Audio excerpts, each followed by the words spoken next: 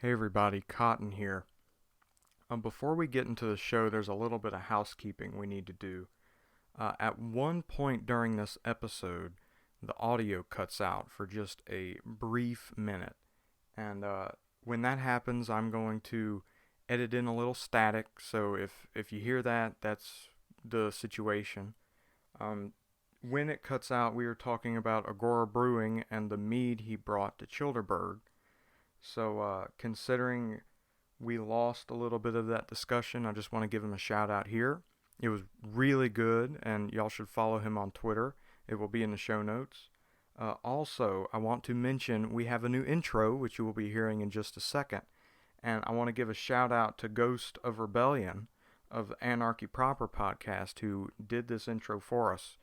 If you like what you hear and you're thinking you would like some music for a project of your own, please check out his Twitter. It will be in the show notes, or you can look up Ghost of Rebellion on Twitter. Awesome guy. Uh, yeah, so thank y'all for listening and enjoy the show.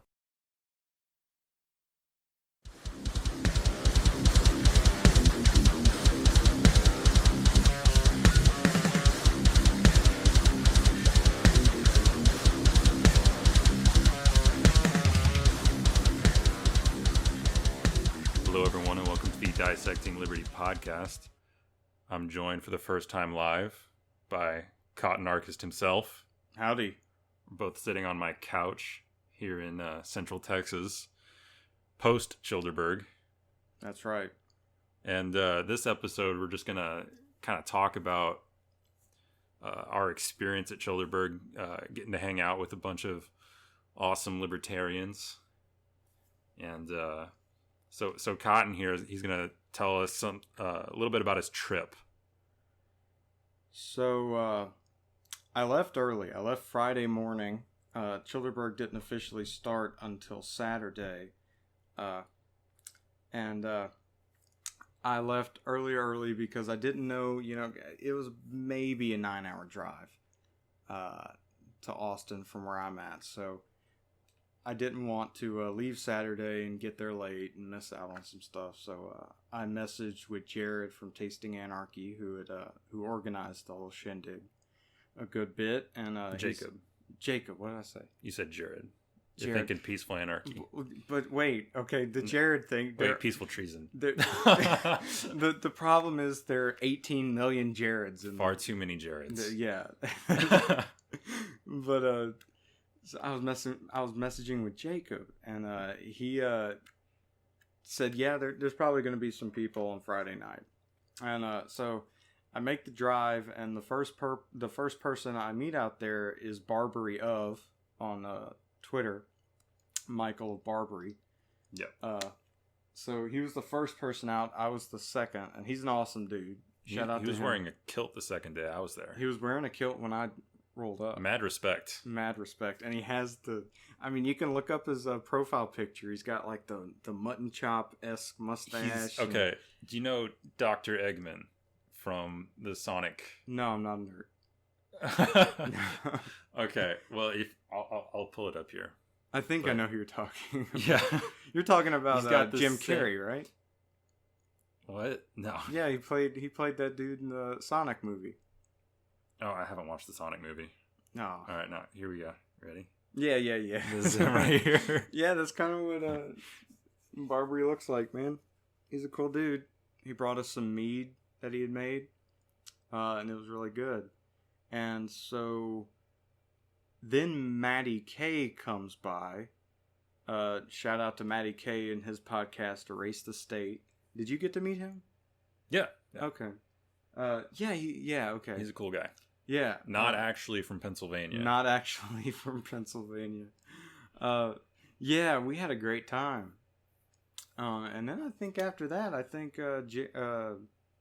Jacob showed up. And we hung out for a good bit. And Rollo came at a certain point in there. Shout out to Rollo.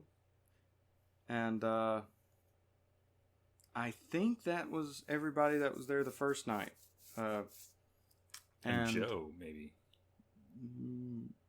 I know he was there the second day. Man, that part of the thing is like it's so out of the ordinary. We did so much stuff, and there's still in kind of the COVID mindset. All the days kind of run together. Yeah. But so like we hang out, and then the second day, the weather was gorgeous. Mm-hmm. And we were right on the Colorado River. The campsite was right on the Colorado River. And so, like, we were going swimming and hanging out and drinking too much. And Agora Brewing came out. Yeah. And brought his meads. And I'll go ahead and rank his meads from my least favorite to my worst favorite. I've discussed this with him many times by now. He had a cranberry mead, which a lot of people liked, that was not my favorite. I can see how people would like it, but it just didn't really tickle my fancy. And then he had like an apple cinnamon mead that was really, really just regular honey mead that was delicious, and that was like his Free Ross brand. And then he had a Boogaloo one. I don't remember. Boogaloo juice. Yeah, I don't remember what flavor that was. Because the cranberry was the Blood of Tyrants. Mm-hmm. The apple he didn't have a name for. I don't remember what the Boogaloo. Or I guess that was the cranberry. No, that was the Blood of Tyrants. I don't remember. He had Boogaloo juice with all these Boogaloo memes, and they were fun to look at. And then he had Kick and or Punch in the Dick, yeah, which was this jalapeno vodka, or I'm sorry, mead. And it was great. It was definitely my favorite. So shout out to him, and if y'all are coming to Childerberg next year, get in touch with Agora Brewing and order some bottles. It all goes to Free Ross, and good mead and a good cause and a good dude. So meeting him was awesome. Talked to him a whole bunch. Meeting Rollo was awesome. I talked to him a whole bunch. I think Carr came out the second day in the afternoon. Carr Campett from Friends Against Government. He was there the end of the second day. Yeah. And I got there the second day. Yeah. Right? And I pull up, and I had found the campsite by like looking for Cotton's tent.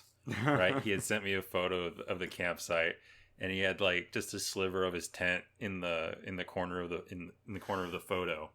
And so I'm like, we're driving, my fiance and I are driving around looking for this tent, and then we finally found it. We pull up, and we're just kind of looking over, what's going on. And so I get out of the car, and Rollo, like, he gets up from his chair and he walks towards me, and he's like, "Are you here or are you looking for the cult?" And that's exactly what I was looking for. Yeah.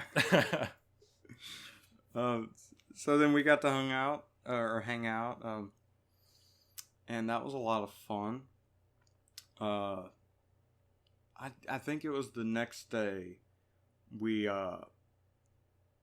Jacob finally decided it was time to make use of the wine van.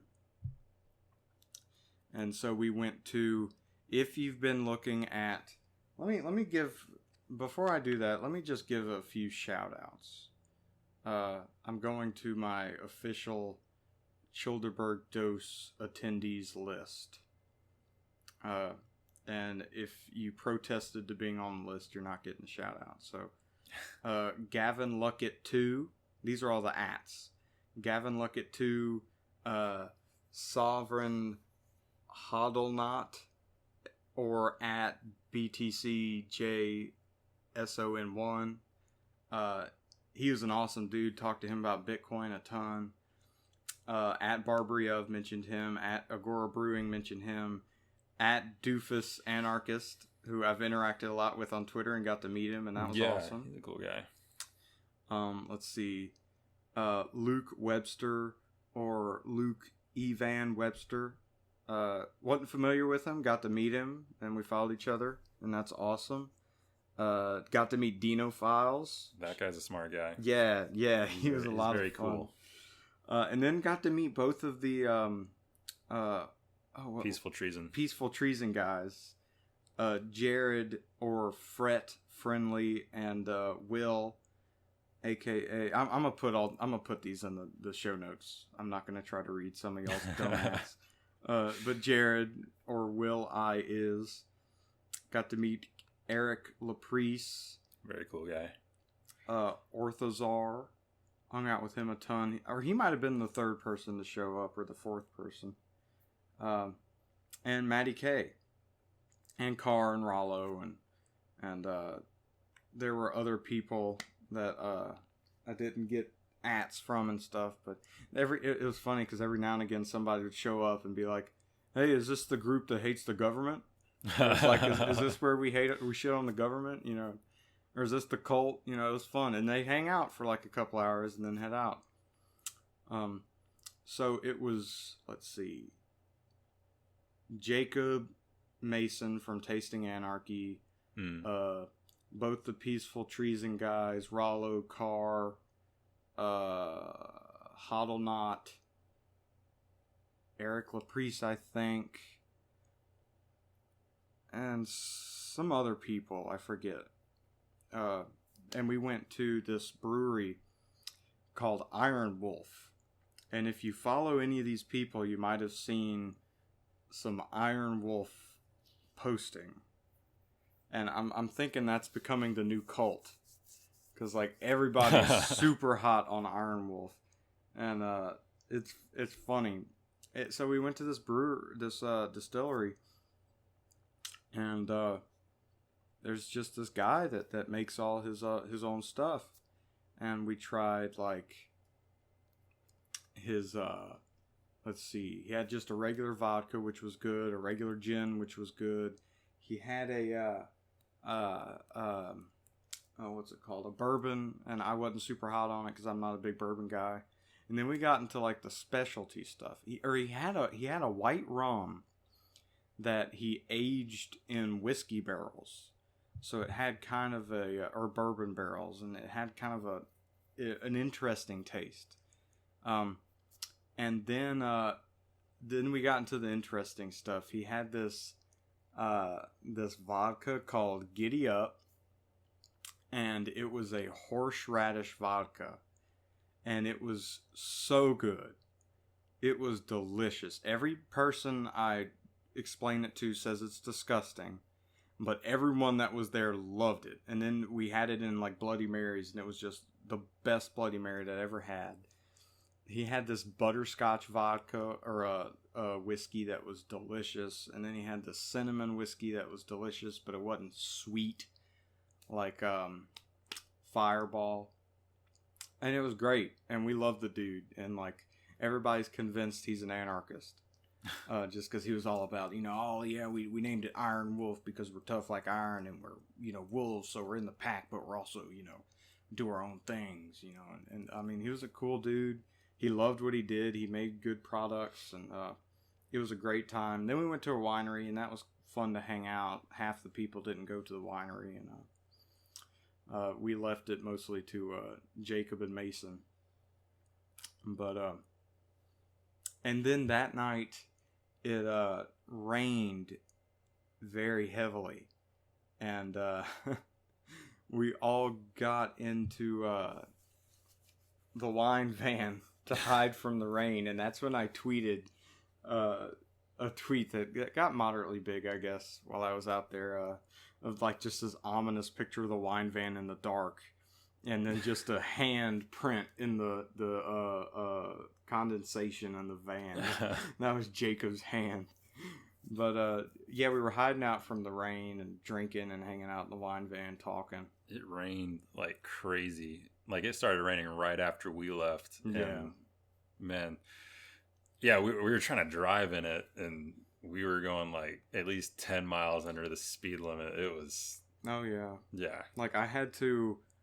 I hate... Like, I'm a very experienced camper. And I'm a very experienced, like, primitive camper. But whenever it rains, I just panic. Because I'm like, oh, no. all my stuff's gonna get wet. I'm gonna have to drive somewhere and wash it and dry it, and it's gonna be a pain in the ass. And then my tent's gonna be wet, and I'm not gonna be able to sleep in it. So I'm lucky enough. I just got a new SUV, and so when the rain died down, taking a picture. When the rain died down, I went and I got all my stuff. I moved everything in my car so I could make room to sleep, and I moved all of my important stuff out of my tent. And everyone was like, damn, Cotton's going crazy. But I mean, then I just slept in my car from that point, and my tent is still wet in a trash bag on the balcony of the Airbnb.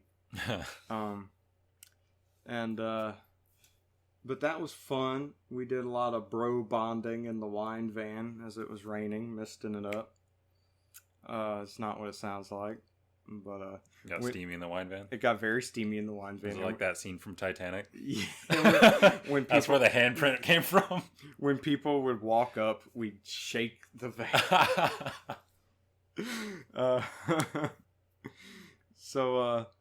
And then after that, I think we just hung out a whole lot.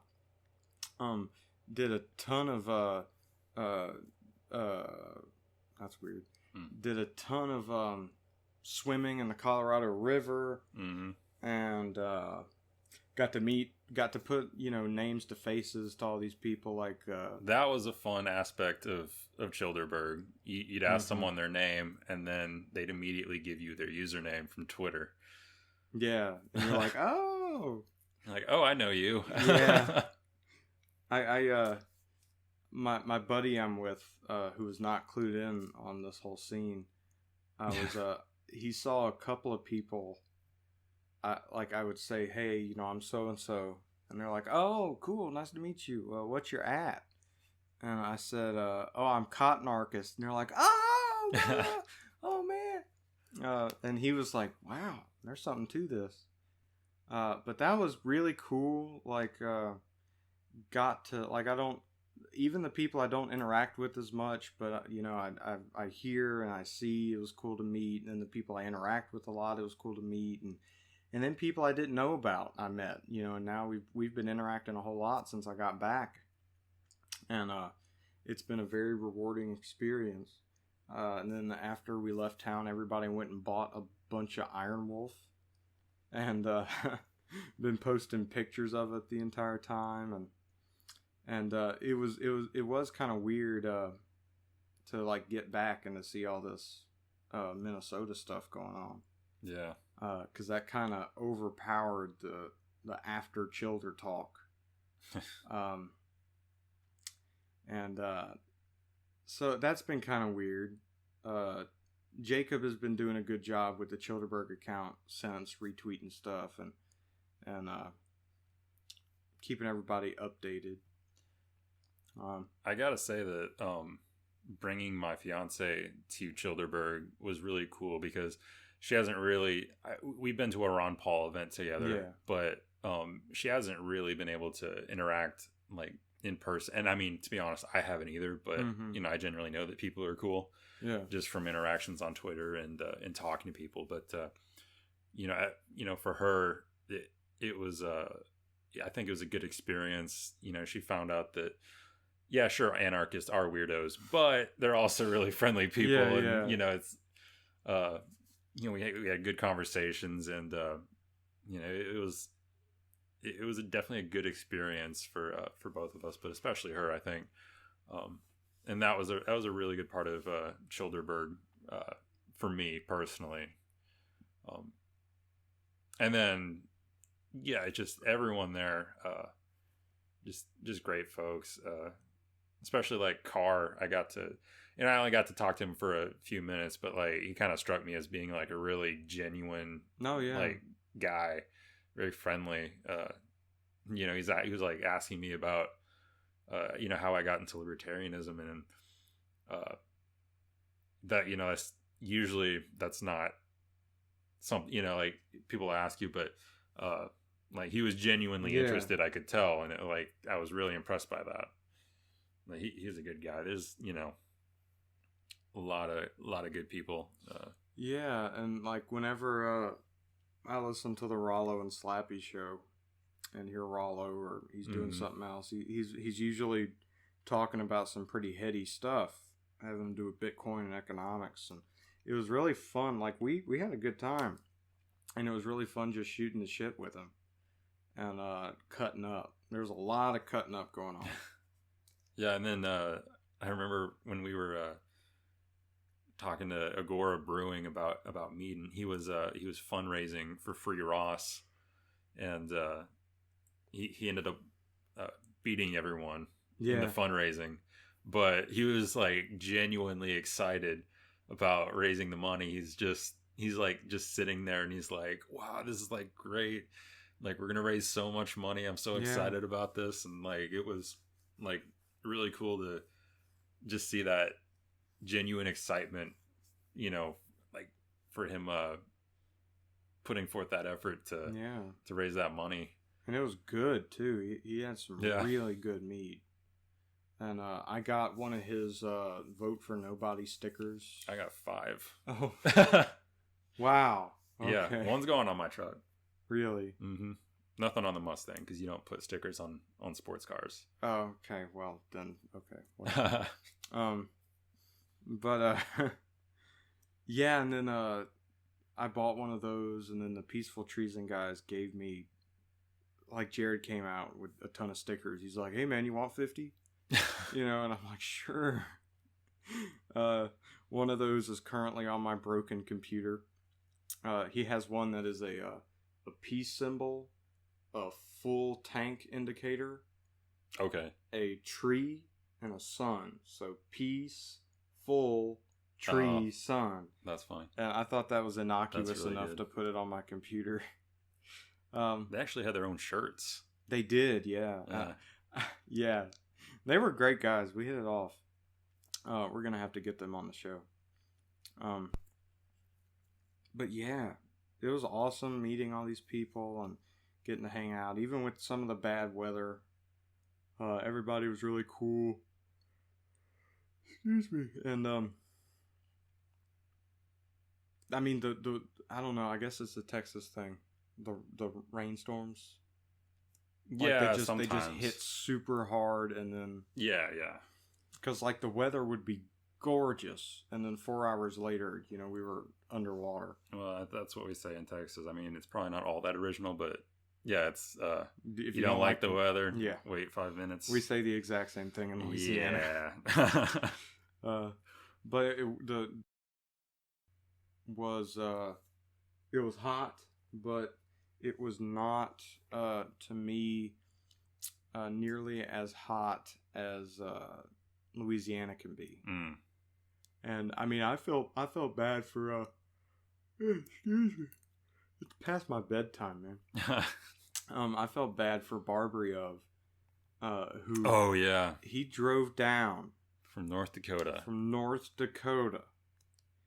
Man, I mean, that's dedication right there. He says he's not going to do it anymore. He was a happy camper, but he was also not a happy camper. He's not used to the heat. Oh yeah, like I would ask him like, how you doing as far as the heat goes? And he's like, oh man, I'm dying. But yeah, that was fun. And then it was also nice to just hop into the water. Mm-hmm. Whenever. That was great water. Oh yeah. It was a lot of fun, and Jared brought out his kayaks, and man, that was great. I'm not sure what much else to say about it. Like, it was not nearly as much happened that Jacob planned a lot more than we were able to do.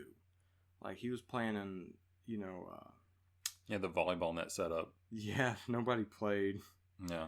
But, I mean, like, he was planning comedy sets from, like, Robbie the Fire, and All That Remains was going to come and play a show. Mm. But that wasn't able to happen, but... because of the COVID stuff. But it probably turned out as good as it could have, which was really good. Mm-hmm.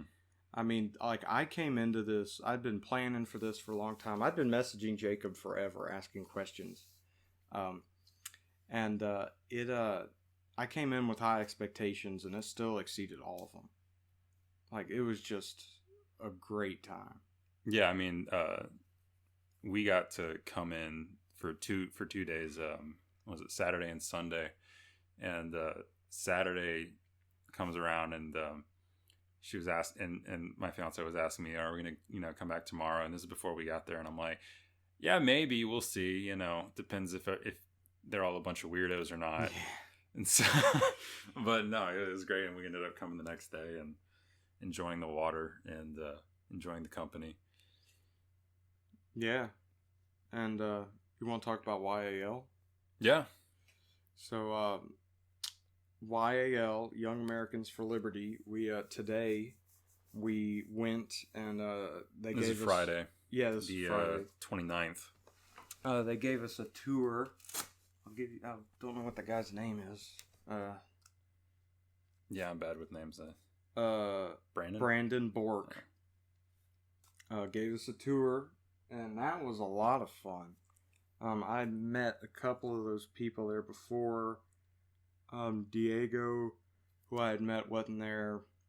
Cliff, the president, I met briefly in New Orleans, wasn't there. But it was a cool outfit. Mm-hmm.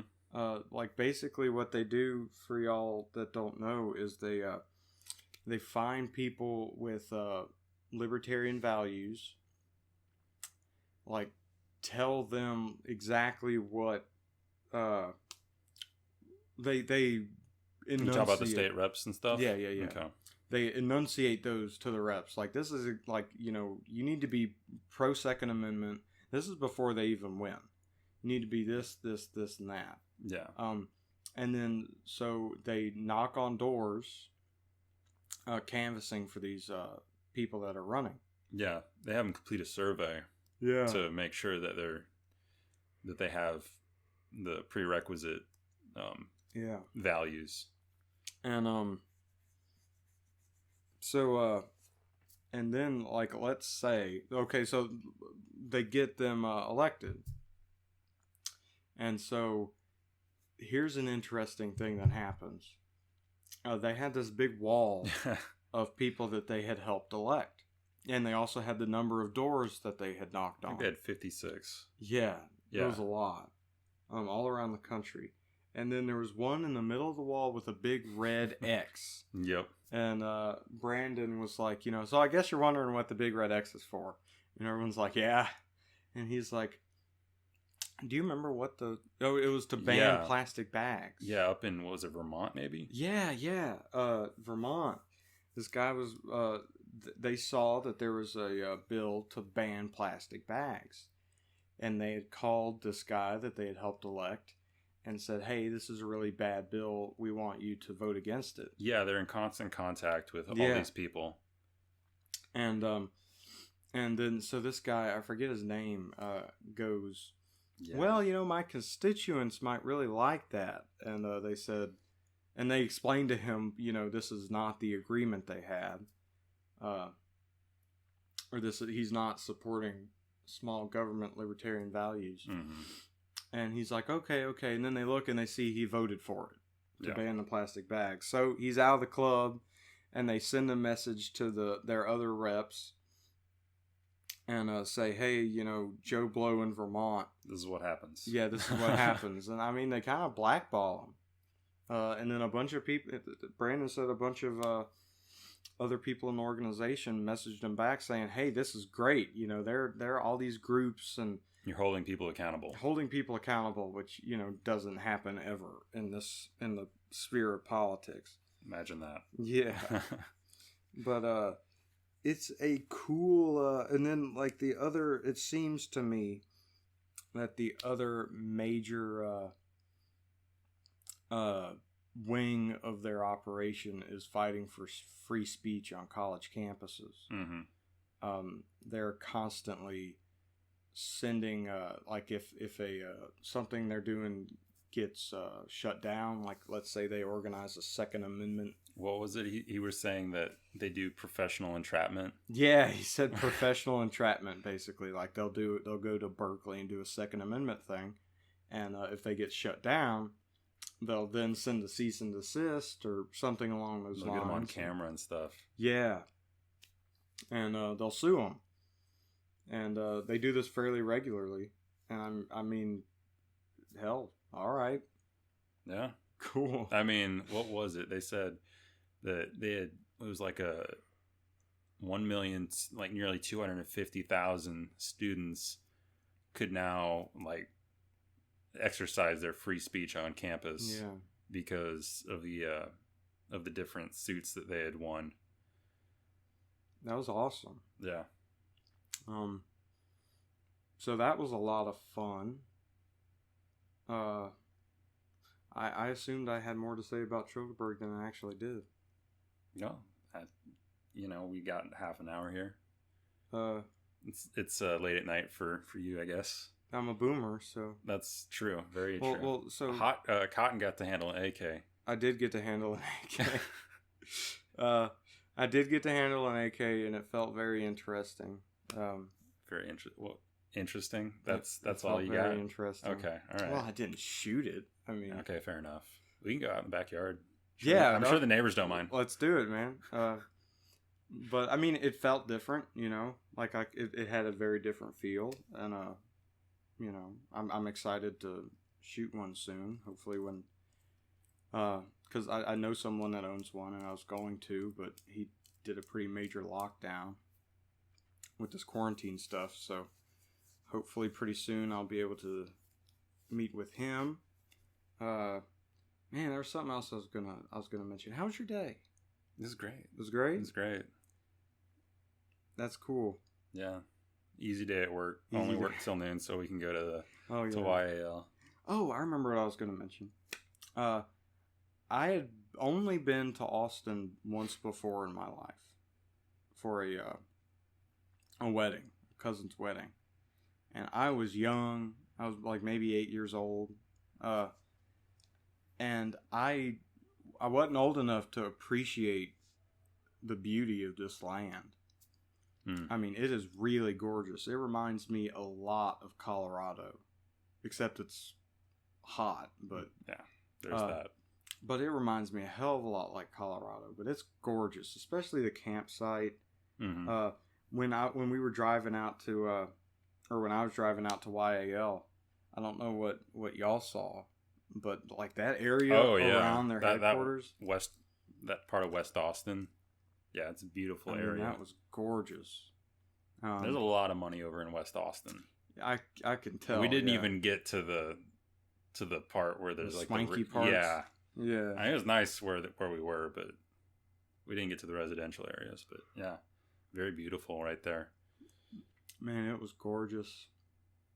And if I had to imagine, like compared to Colorado, I bet it's a little bit cheaper out here. But I don't know. Colorado's a hot spot right now.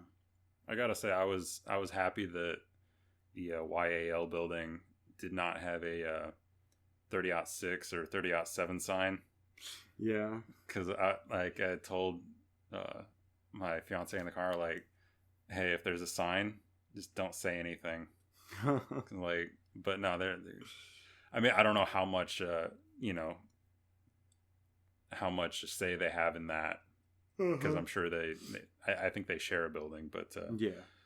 But yeah, it was fun. And then we got there, and I brought this up while we were there. Not one person was wearing a mask. Yeah. That's awesome. I mean, it felt like if you had walked in there, last December or something, it would have been the exact same. And they had a Boogaloo flag.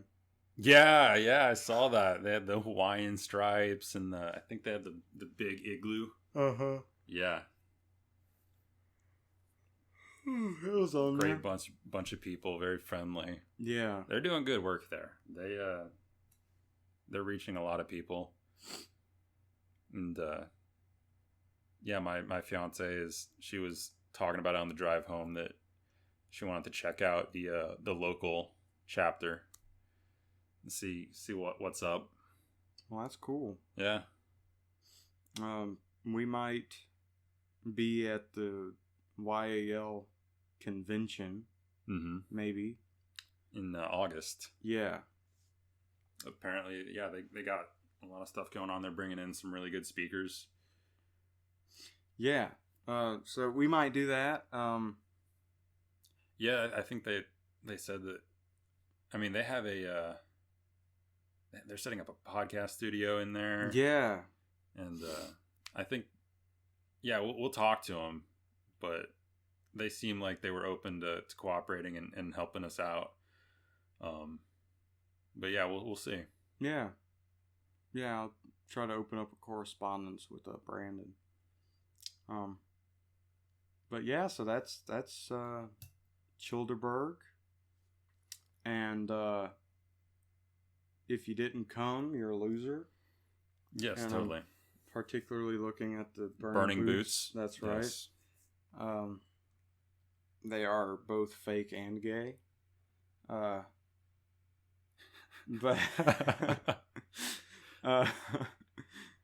But yeah, canceling at the seemingly last minute. Well, It's you very know, sad. Very sad. Poor showing. poor show. Poor showing on their part. But you know, if y'all didn't come out this year, I think y'all really. I mean, I don't. Derek wanna... could have brought his AK. Derek? Does Derek? I don't. He I don't has an think... AK now. Really? Yeah. Why doesn't he have an AR? I thought Because he was a man. wants an AK. I thought he was a man. Niet. Niet. Niet. He wants an AK. That That was a terrible Russian accent. Usually I do better, but Da. Da. Duh. Da. But you know, this was a real special group, and it was a real special time because it was very intimate. Like, Again, not talking about Burning Boots. They are not special. no, well, I mean they are, but like kind of But in a retarded way. In a retarded way, exactly. Yeah, but it was very intimate and We can have the wine van and they can show up in the short bus. exactly, yeah. Yeah, but I mean it was a small group. You know, we all got to hang out a good bit. Mm-hmm. Everybody got to talk to everybody because before it was going to be real big. Did you guys get the canvas set up again? No, Or was it? Yeah, it was just gone after it tore. yeah, it was just gone. Just We okay. we had some canvas up to shield us from some rain, and then eventually it just soaked and just completely collapsed. Yeah, too much weight. But like next year is probably going to be pretty big. Yeah, And that's my guess. I'm glad I was here for this one. And you know, really big shout out to Jared from Tasting Anarchy, who worked really hard to make it happen. Jacob, man. Damn. I'm bad with names. When I was talking to him in person, I never called him Jared, and I never called Jared Jacob. So, it's only when I'm podcasting. Well, it's like the Matrix, where Agent Smith. Yeah, There's a bunch of Agent Smith. It's all the Jareds. They're a bunch of feds. exactly. That's yeah. who the Fed was this year. Well- except you want to say Carr's the Fed. Well, right? we all decided Carr was the Fed, Yeah. and he confessed too. Oh, okay. Well, that makes sense now. In hindsight. But yeah, shout out to Jacob who made it happen because he had a plan A, B, and C, Yeah. and so this was And- the fourth Yeah. choice. Fourth one. Yeah. I mean, he worked really hard to make it happen, and we raised. I don't know what the total was. 600, I think. 600. Just about. We raised for Free Ross, and got to see all these people you talk to all the time in person. And I got the Rona. I'm sorry. And You brought it into my apartment. yeah, I did. That's great. yeah. Awesome. At least I coughed in the opposite direction. You know, I don't know what else you want me Now to it's just do. in the air. You saw that you saw that little that simulation that they had. No. Oh yeah, no. There's this simulation, this computer simulation where someone sneezes or coughs or something like that, Mm-hmm. and then it's just this massive, Oh just yeah. cloud of you Yeah. know, coronavirus. Totally like someone made that up. But Yeah. yeah. Have you seen the infrared fart? Oh yeah, Yeah. yeah. I love that video. Oh man. But it was a good time. You know, come next year or you're fake and gay. Mm. And I mean, get to meet us. I'm definitely coming next year. Mm-hmm. You said you're gonna camp next year. I am going to camp next year. This year I didn't have a tent. Yeah. Or desire to get rained on. Hey, it was fun. No, yeah. We got intimate in the wine van. We spilled all our secrets and got to know each other very well. Well then, okay. Who all was in the wine van? Let's see. It was Jacob. All right.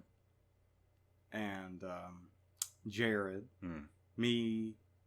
Noted homosexual, you. Okay. Yeah, and damn right.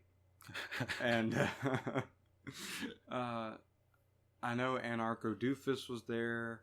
His friend Jared was there, who I think he has a Twitter. I think we followed each other, but I don't remember it. But shout out to him. See, another Jared. Shout out to that random guy. To Jared. No, we hung out a whole bunch. He was awesome. All right. And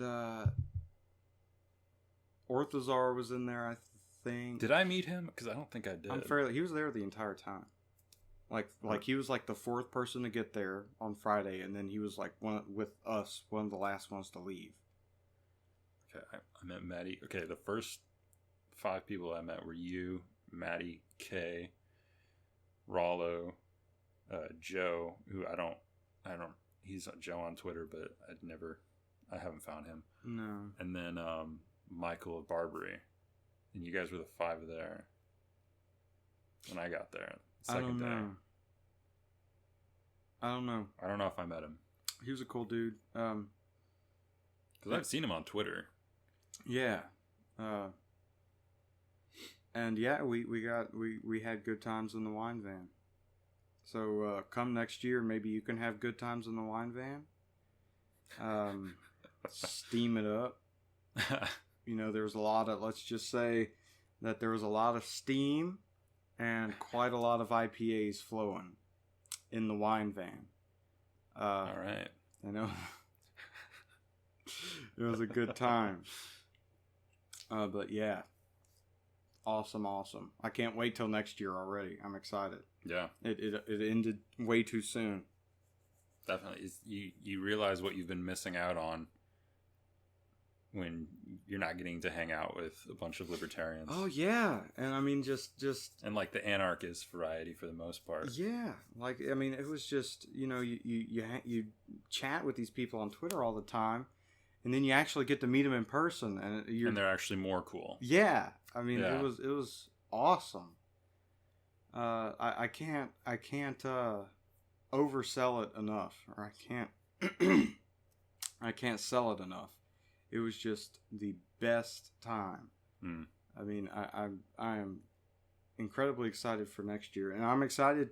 Hopefully, next year can be what Jacob had originally planned for this year, and like Scott Horton can come out, and Pete Quinones can come out, and Robbie the Fire can come out, and Bird, yeah. I tried to get Bird to. I mean, I don't know. He might have thought I was joking, but I was like, "Hey, Skype into Childerbird." Hey. And I mean, I could have hotspot my phone and we could have made it work, but he didn't get back to me.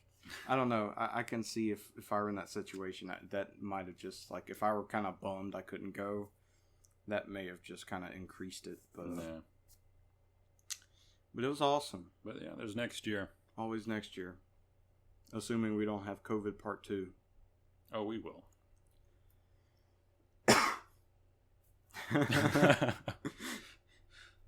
Well, I guess let's wrap up. I don't have much else to say about it. Sounds good. Yeah, so this is Liberty Zero, reminding you to zero your rifle. And this is Cotton Hunters, reminding you to pick cotton voluntarily.